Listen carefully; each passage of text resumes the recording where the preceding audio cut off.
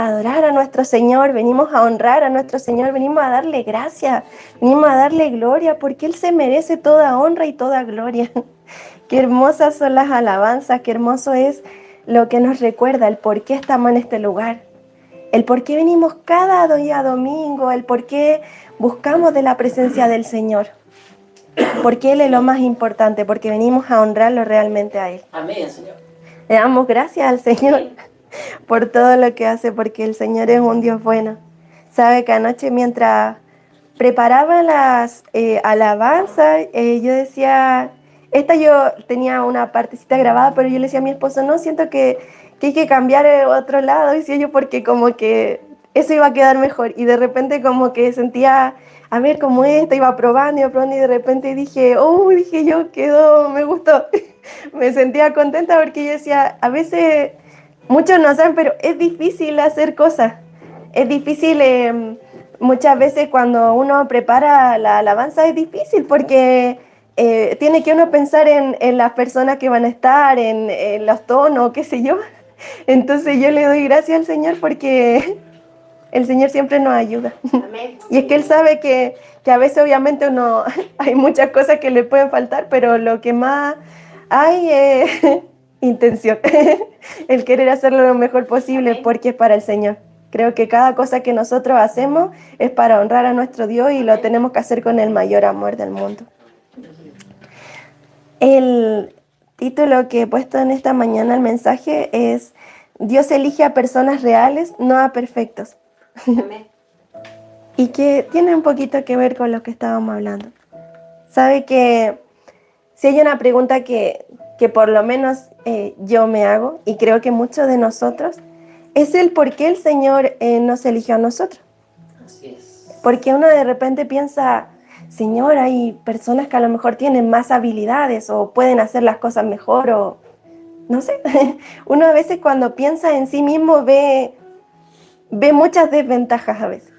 Pero no es la manera en la que Dios nos ve. Y si realmente nosotros nos enfocamos en su palabra, nos damos cuenta de que si nosotros nos disponemos, el Señor nos puede dar las capacidades. El Señor lo que busca es disposición. ¿Y sabe qué pensaba yo? Que hay grandes hombres en la palabra del Señor que así como tenían virtudes, también tenían defectos. Y hay una palabra que escuchaba en un estudio hace unos días, decía el pastor, estudiando los personajes bíblicos me di cuenta que no hay superhéroes, eran hombres. El Señor usaba hombres, no superhombres. O sea, no personas perfectas, porque si usted se da cuenta y escudriña la palabra del Señor, así como les decía, tenían muchas virtudes, también tenían muchos defectos, pero cuando dispusieron su vida, su corazón, sus capacidades, el Señor obró grandemente en sus vidas. Amén. Entonces eso es muy lindo de darse cuenta. Y yo pensaba la palabra defectuoso, porque yo decía muchas veces, Señor, usa a aquellos que son defectuosos. Y cuando usted puede ver el significado de esa palabra, dice que es un adjetivo que describe a una persona con fallas o imperfecciones. Y decía, eso somos nosotros. Muchas veces tenemos fallas, somos imperfectos y sí, el Señor usa humanos, usa personas, pero cuando se disponen, el Señor se glorifica. El Señor los capacita, el Señor los pule. Pero qué importante es en nosotros poder disponer nuestra vida, nuestro corazón. ¿Sabe? Que yo pensaba, defectuosos, a lo mejor suena una palabra tan fuerte o media a lo mejor fea, pero sí, porque muchas veces todos lidiamos con distintas cosas. Hay algunos de nosotros que lidiamos con el temperamento, otros lidian a lo mejor con falta de identidad, con la inconstancia, con la debilidad en el carácter. Entonces muchas veces hay muchas cosas que no nos permiten llegar a ese resultado que el Señor quiere con nosotros, ese diseño que el Señor tiene con nosotros. La palabra del Señor esta mañana está en Números, capítulo 20.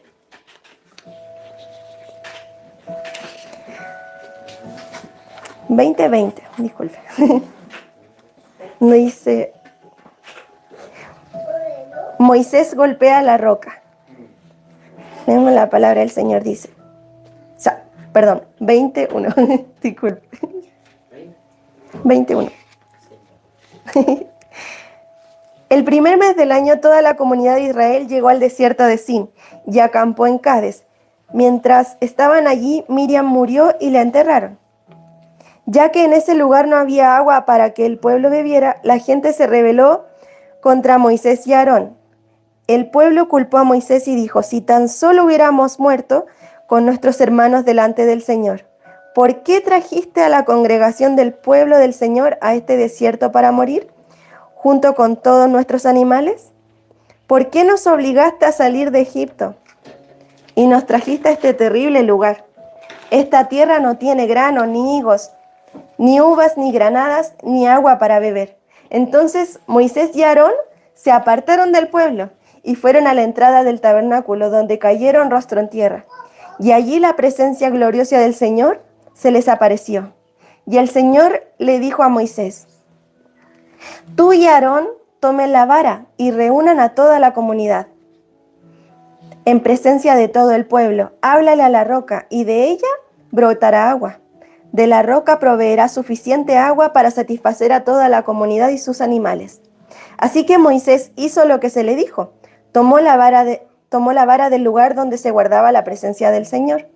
Luego él y Aarón mandaron a llamar al pueblo a reunirse frente a la roca. Escuchen ustedes, rebeldes, gritó.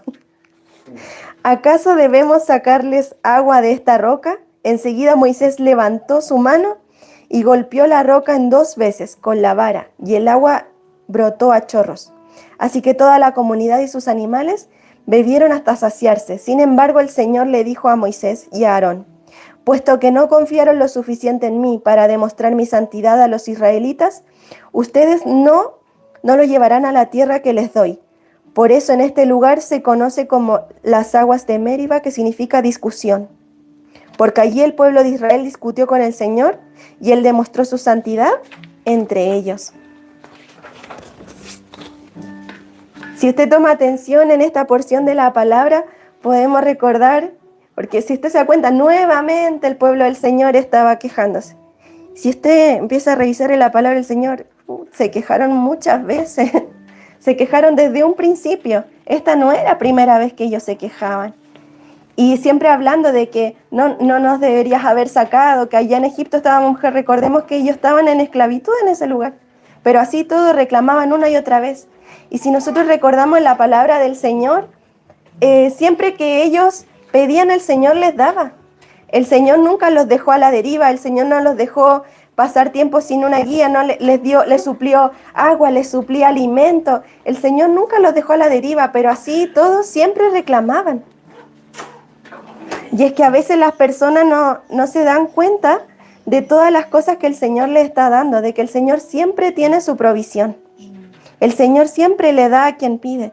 Pero ellos, como recordamos la palabra del Señor que leíamos recién, estaban renegando nuevamente. Amén. Estaban reclamando. Y me gusta mucho porque si usted se da cuenta, dice en su palabra en el versículo 8, que cuando el pueblo le empieza a reclamar a Moisés y a Aarón, su hermano, ellos hicieron algo correcto porque de una vez se postraron al Señor. Le pidieron al Señor dirección. El pueblo le estaba reclamando, ellos fueron y sí, hicieron lo correcto en ese momento. Se postraron delante de la presencia del Señor para pedir su guía, para pedir su provisión. Súper bien. Pero el problema fue después. Si recuerdan el versículo 8, le dice el Señor: tú y Aarón tomen la vara y reúnan a toda la comunidad, y en presencia de todo el pueblo, háblale a la roca y de ella brotará agua. Y proveerás agua suficiente para toda la comunidad y sus animales. Eso fue la instrucción que el Señor le dio. Y ahora leemos en el versículo 11, cuando dice: Moisés levantó su mano y golpeó la roca 2 veces, y el agua brotó a chorros. No fue lo que el Señor le dijo. Es que ahí muestra de que su carácter fue distinto. Le ganó la molestia, porque si usted se recuerda, cuando le dice, él habla al pueblo y cómo les grita: escuchen ustedes, rebeldes. Es que yo creo que de cierta manera ya los tenía como hartos. Y sí, se entiende, porque a veces la gente a lo mejor te saca de sí. Pero Pero realmente, si nos damos cuenta, el Señor le había dado una instrucción clara y no la siguió. Y por su altivez también tuvo consecuencias, como sabemos. Entonces, qué importante el darse cuenta de que cuando el Señor te da una instrucción, el poder seguirla al pie de la letra y no como nosotros queramos. Si yo le mostraba esta historia del Señor, este capítulo, no es para que nosotros digamos, hoy entonces Moisés no tenía un carácter tan bonito, tan pasivo o casi que prejuzgando. No se trata de eso. Se trata para que usted se dé cuenta de que el Señor puede usar a quien Él quiera. Que si el hombre se dispone, el Señor puede usarlo. Que no importando muchas veces que la persona a lo mejor tenga un carácter a veces medio difícil o tenga muchos defectos, si la persona se dispone, el Señor puede usar su corazón, puede usar su vida, puede ser perfeccionado para Él. Si usted se da cuenta y nosotros recordamos en la palabra del Señor, son hombres que hicieron grandes cosas, que fueron usados por el Señor para libertar su pueblo. El Señor lo usó, así como usted lo ve como una persona con defectos y también con virtudes. Y eso es como lo que realmente quería hacerles recordar. ¿Sabe que hace unos días atrás escuchaba a un pastor que él ha escrito más de 80 libros y ya se ha dedicado toda su vida a poder traducir la Biblia? Obviamente un hombre que tiene muchos estudios. ¿Y sabe lo que él decía? Que decía, ¿saben qué decía? Los libros que se escribieron en el 92, decía, son buenos. Decía, y sirven para el día de hoy, pero hace falta, decía, que se levanten nuevas personas y que nuevas personas empiecen a hacer más libros, más literatura, más podcasts, decía, más cosas nuevas para evangelizar. Decía, es necesario que se levante esa nueva generación, decía él, con un lenguaje y con las dificultades que hoy día se viven para que las personas puedan llegar, para que las personas puedan aprender también más de la presencia de Dios, pero con las dificultades actuales, porque decía, claro, el libro que se escribió, no sé cómo le decía, ejemplificando, en el 92, es bueno, pero también trata de los problemas también que estaban ocurriendo en esa temporada, en esos tiempos, en esa generación, que es muy distinta a la generación que hay hoy en día. Entonces, que hablaba, lo importante es que nuevas personas se dispongan delante de la presencia del Señor y que se levanten para trabajar para Él. Me gustaba mucho porque yo decía, este hombre, como le digo yo, tan preparado y que ha escrito tantos libros, me gustaba mucho porque él decía, yo soy al revés que otras personas, decía, yo siempre aliento a los jóvenes a que se levanten y que escriban, decía, que no vean muchas veces lo que les pueda faltar, sino que más bien se dispongan delante de la presencia del Señor, decía, porque él decía, yo sí he escrito tanto, decía, porque el Señor ha tenido misericordia de mi vida, decía. Y yo pensaba que qué hermoso eso, porque es verdad, se necesita eso, se necesita que se levanten personas, se necesita que haya una disposición en el corazón para que el Señor lo use, porque sabemos que el Señor le da habilidad, le da los dones a quien lo quiere. Así que qué hermoso es el Señor. En Mateo 9:37 dice, entonces dijo a su discípulo Jesús, a la verdad la mies es mucha, mas los obreros pocos. Y es que es verdad, se necesita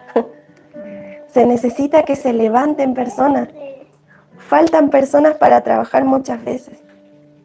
Pero qué importante es que nosotros nos podamos disponer para trabajar para la obra del Señor. Y es que no sabemos de qué manera el Señor nos puede usar. Muchas veces el Señor puede darte habilidad para escribir o para entregar muchas veces estudios, podcasts, no sé. Hay formas infinitas en las que el Señor puede glorificarse. Lo importante es disponernos y no ver lo que a uno le hace falta, sino que disponerse delante del Señor y pedirle que Él nos habilite. Pensaba en muchos hombres de la palabra del Señor, porque aparte de que hablábamos de Moisés, hay muchos otros que han lidiado también con cosas que muchas veces muestran también sus defectos en su vida. Y le quiero hablar de algunos de ellos, como para que usted vea que todos lidiaron lidiaron con dificultades, lidiaron con grandes defectos en su vida, pero que aún así cuando dispusieron su corazón fueron usados por el Señor. Uno de ellos es Noé, que lidió con el alcoholismo, como sabemos, en Génesis 9, 20, 21, cuando se desnudó delante de sus hijos. Él lidió con eso. Así como también hay muchos otros, como Abraham, que lidia con las mentiras. ¿Se acuerdan en Génesis 12 y en Génesis 20? 2 ocasiones en las cuales él mintió para su beneficio, diciendo que su esposa era su hermana. Así muchos hombres del Señor han lidiado con muchas cosas, así como Pablo, que lidiaba con su aguijón en la carne en 2 de Corintios 12. Me gusta mucho porque dice que Dios permitió que él no se gloriara a sí mismo, para que él permaneciera en sujeción. Ese era el objetivo. Y sabemos que el aguijón en la carne podían ser distintos. Podía ser la depresión, podía ser también la culpa por Esteban, podía ser también una ceguera. Entonces podían ser distintos, pero el Señor no le quitó ese aguijón en la carne para que él permaneciera en sujeción. David, que lidió con los amoríos que hicieron cometer grandes errores en su vida, y que también trajo consecuencias a su vida. Se recuerda cuando en 2 de Samuel 11, David codicia a Betsabé, se acuesta con ella, la embaraza y después manda a matar al esposo, lo pone al frente de la batalla. Y así podríamos seguir. Si usted recuerda, Elías lidió con la depresión. Primera de Reyes 19, cuando estaba tan depresivo pensando que él era el último profeta que quedaba y no tenía ganas de nada, no tenía ganas de salir, no tenía ganas de alimentarse, no tenía ganas de nada. Y el Señor de ahí lo saca, el Señor lo saca de su cueva.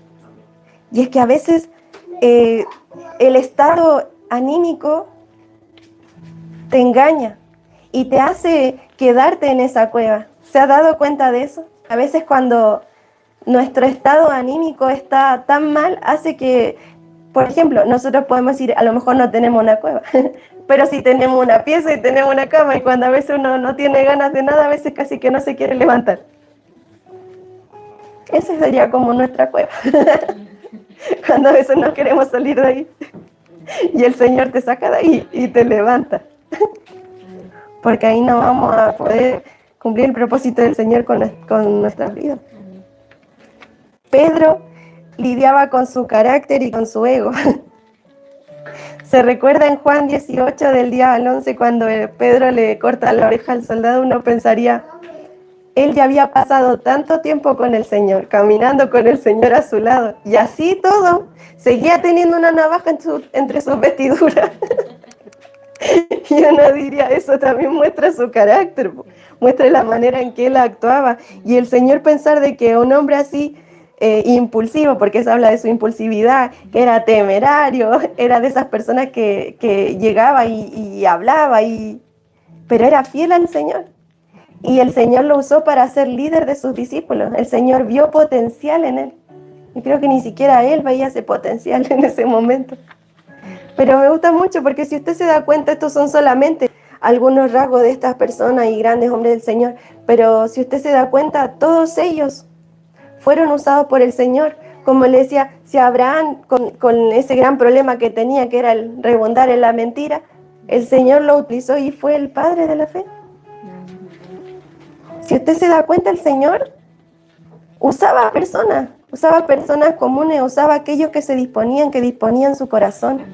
Usaba aquellos imperfectos que tenían muchos defectos muchas veces, pero también lindas virtudes, porque el Señor ve la obra completa en las personas. No es lo que nosotros podamos ver con nuestros ojos, sino es lo que el Señor ve en el hombre. Es que el Señor ve la obra completa. ¿Sabe qué? Me recordaba del Salmo 2.8 que dice, pídeme y te daré por herencia a las naciones y como posesión tuya los confines de la tierra. Cuando nosotros podemos escuchar o podemos recordar esta palabra, yo digo, pídeme y te daré por herencia a las naciones. Y es que si usted dispone su corazón, si usted se rinde al Señor, si usted realmente dispone su vida y le dice, Señor, úsame, Señor, haz como tú quieras. Señor, quiero honrarte, quiero servirte, el Señor se lo va a dar. Porque estás pidiendo bien, porque estás pidiendo para su honra, para su gloria, para su obra, para que muchas personas vengan. Y es que es verdad. Dice el Señor, pídeme y te daré. Debemos darnos cuenta de eso. Si usted dice, a lo mejor hay mucho que falta en mí, hay muchas cosas que no tengo, o me falta, hay personas mejores, sí. Pero si usted dispone su corazón, el Señor puede hacer la obra. El Señor puede usarlo. El Señor puede usarlo de maneras que usted ni siquiera se podría imaginar. A veces nosotros vemos en nosotros mismos, vemos muchas veces como que nos falta mucho. Y es que eso es nuestra inseguridad. Esa es la inseguridad que hay a veces en nuestra mente. Si usted se recuerda la palabra del Señor, es que el Señor no ve de la manera que nosotros vemos. Él conoce, como decía nuestro pastor en principio, nuestro corazón. Él conoce nuestras vidas mucho mejor que nosotros. A veces nosotros podríamos pensar que casi que nos conocemos nosotros mismos, pero hay muchas cosas que ni siquiera conocemos, pero que el Señor sí las sabe. El Señor sabe nuestro pasado, nuestro presente y nuestro futuro. Y realmente, si hoy le quiero decir algo en esta mañana, es si nos disponemos, si ponemos nuestro corazón en sus manos y dejamos que Él nos guíe y le decimos, Señor, quiero ser usado por ti, el Señor nos puede guiar. Y el Señor nos puede mostrar el camino, el Señor nos puede mostrar qué debemos hacer. Porque ¿sabe qué? Si nosotros, si nosotros no nos disponemos, no es que la obra del Señor va a paralizarse. El Señor va a usar a otro. Es así de simple, así de sencillo. Si usted se dispone y se entrega al Señor y le dice, Señor, úsame, el Señor lo va a usar. Pero si usted le dice, el Señor le está hablando algo a su corazón y usted dice, no, Señor, ahora no es que su obra se va a paralizar. Él va a usar a otro. Va a usar a otro corazón dispuesto, porque el Señor va a hacer su obra igual. Así que si usted quiere ser parte, si usted quiere ser útil en las manos del Señor, dispóngase, disponga su corazón, disponga su vida. Porque el Señor lo puede usar a usted, pues si usted se dispone. Primeramente debemos de disponernos. Y sabe que muchas veces el disponernos también nos va a llevar más trabajo y nos va a llevar a hacer más cosas. Pero la satisfacción que vamos a tener dentro de nuestro corazón de haber podido ser útil para el Señor va a ser algo que lo va a llenar y que lo va a impulsar a más.